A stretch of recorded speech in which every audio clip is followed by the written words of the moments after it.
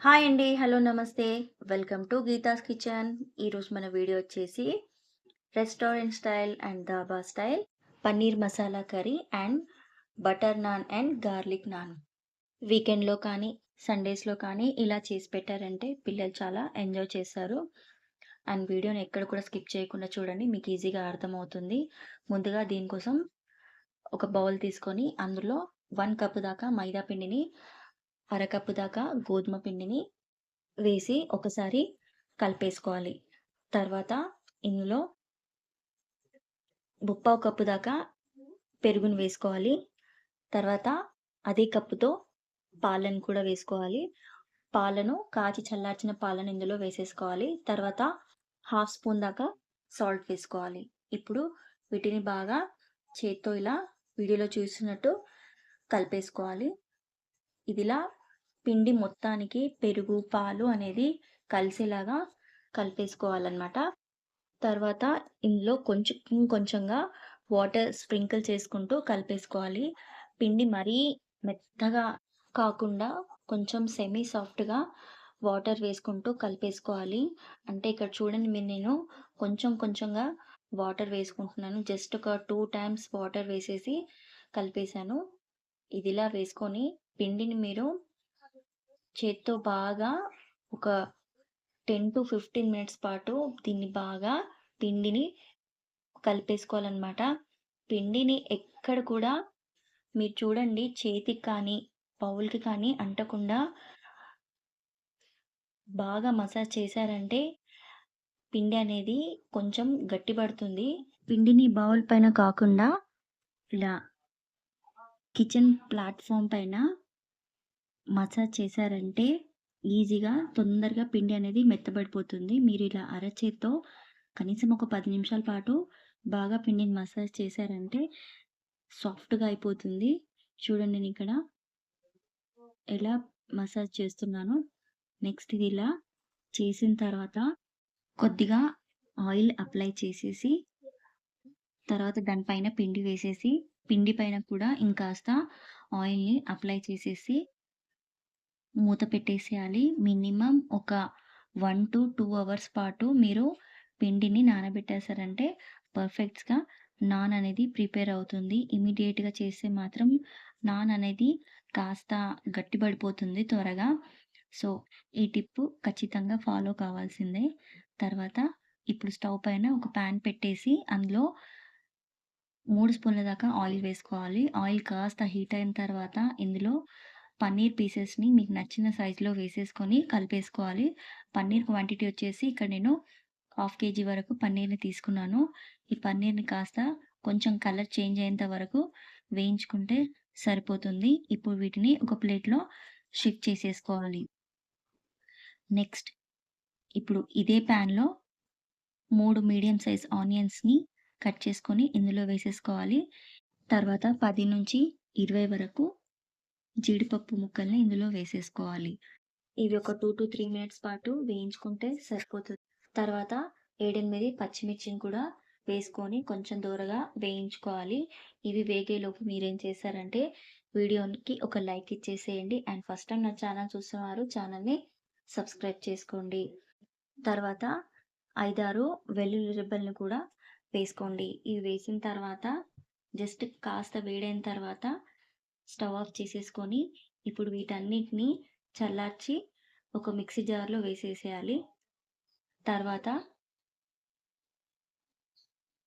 ఇప్పుడు రుచికి సరిపడా సాల్ట్, 1 స్పూన్ పసుపు, 1 స్పూన్ జీరా పౌడర్, 1 స్పూన్ ధనియా పౌడర్, 1 స్పూన్ దాకా గరం మసాలా, 2 స్పూన్ల దాకా కారం,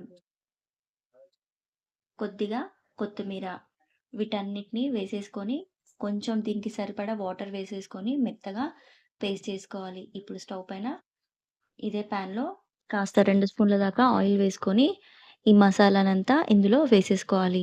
ఈ మసాలా వేసుకున్న తర్వాత ఇప్పుడు అదే మిక్సీ జార్‌లో ఒక టీ గ్లాస్ అంతా వాటర్‌ని వేసేసుకొని ఇందులో వేసేసి బాగా కలిపేసుకోవాలి. ఎక్కడ ఉండలు లేకుండా కలిపేసుకోవాలి.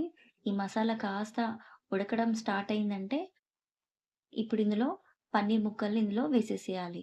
ఈ పన్నీర్ ముక్కల్ని వేసిన తర్వాత దీనిపైన కాస్త ఫ్రెష్ క్రీమ్‌ని, అలాగే కొంచెం కొత్తిమీర, సన్నగా కట్ చేసి పెట్టుకున్న పుదీనా, అలాగే హాఫ్ స్పూన్ దాకా నెయ్యిని కానీ, బటర్‌ని కానీ వేసేసుకోవాలి. నేనిక్కడ బటర్‌ని వేసేసుకుంటున్నాను.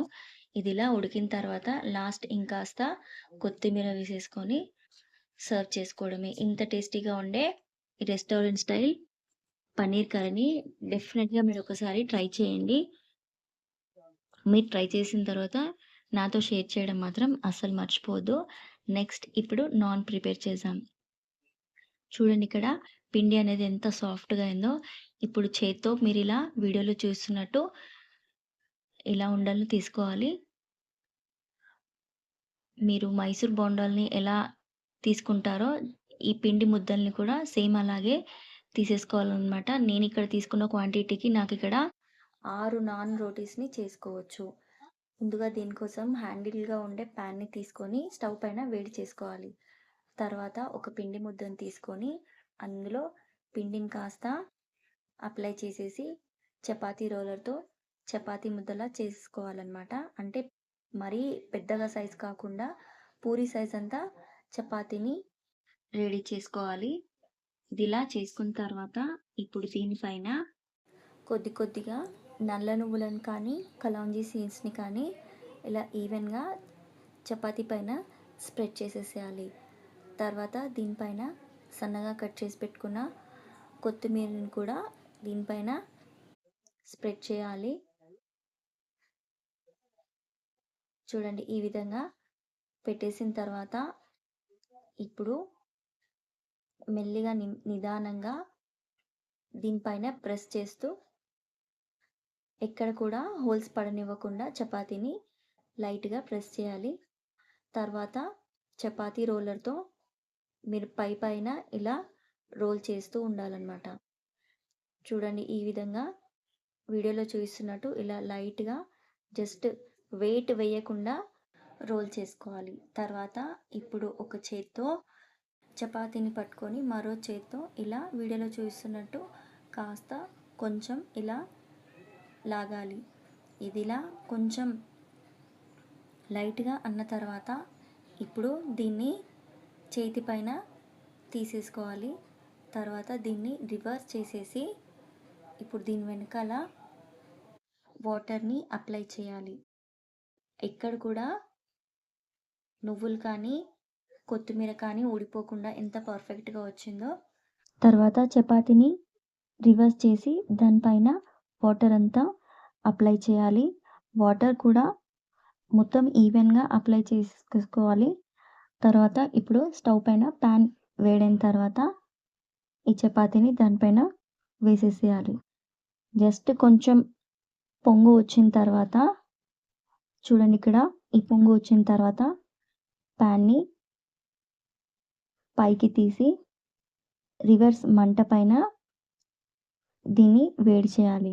ఇక్కడ కొంచెం కొంచెం బబుల్స్ వస్తున్నాయి కాబట్టి ఇప్పుడు చూడండి ప్యాన్ ఇలా రివర్స్ అనేసి మంటను కాస్త హై ఫ్లేమ్ మీద పెట్టేసి చపాతీని ఎక్కడ కూడా మాడనివ్వకుండా మొత్తం రౌండప్‌గా ఇలా వేడి చేసుకోవాలి.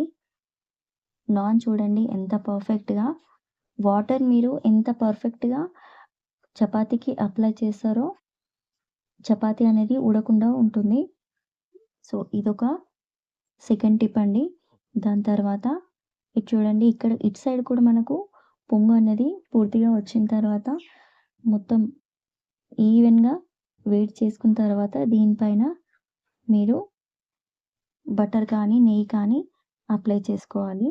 తర్వాత గార్లిక్ నాన్‌ని రెడీ చేసుకుందాం. ఇప్పుడు మరో ముద్దను తీసుకొని దానిపైన కాస్త పిండిని చేసి సేమ్ యాజ్ ఇట్ ఈజ్ ఇందాక మనం ఎలా చపాతీ ప్రిపేర్ చేసుకున్నామో దీన్ని కూడా అదే సైజులో రెడీ చేసుకోవాలి. దాని తర్వాత చిన్న చిన్నగా ముక్కలుగా కట్ చేసుకున్న గార్లిక్‌ని దీనిపైన వీడియోలో చూస్తున్నట్టు నెమ్మదిగా నిదానంగా దీనిపైన అప్లై చేయాలి. దాని తర్వాత కొత్తిమీర వేసేసి దీనిపైన నెమ్మదిగా దీన్ని ప్రెస్ చేస్తూ చపాతీ రోలర్‌తో ఇంకాస్త పెద్దగా చపాతీని చేసేసుకొని సేమ్ యాజ్ ఇట్ ఈజ్ ఇందాక మనము ఇలా వన్ సైడ్ ఇలా పట్టుకొని కొంచెం లాగామో same as it is naan లాగా దీన్ని కూడా వీడియోలో చూస్తున్నట్టు ఇలా కాస్త జస్ట్ ఇలా అనేసేయండి. గార్లిక్ నాన్‌ని మాత్రం కాస్త నెమ్మదిగా అనాలి. లేకపోతే హోల్స్ అనేటివి ఈజీగా పడిపోతాయి.